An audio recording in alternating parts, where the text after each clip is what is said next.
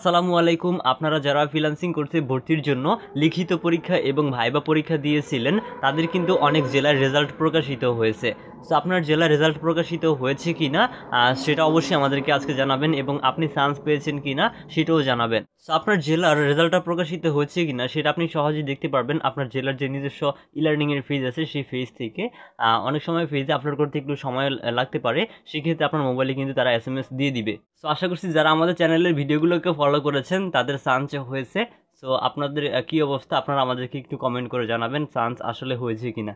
আর যারা এই ব্যাচে চান্স পান নাই পরবর্তী ব্যাচে আপনারা আবেদন করবেন, আবার সেই ব্যাচে একটু ভালো করে পরীক্ষা এবং মৌখিক পরীক্ষা দেওয়ার চেষ্টা করবেন, তাহলে আপনাদের কিন্তু চান্স পাওয়ার সম্ভাবনা থাকবে।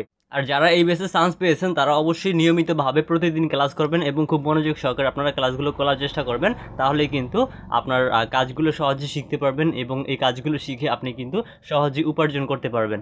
আপনাদের সাথে দেখা হবে আমাদের পরবর্তী কোনো নতুন ভিডিওতে। আপনারা সকলে ভালো থাকবেন, সুস্থ থাকবেন। আল্লাহ হাফেজ।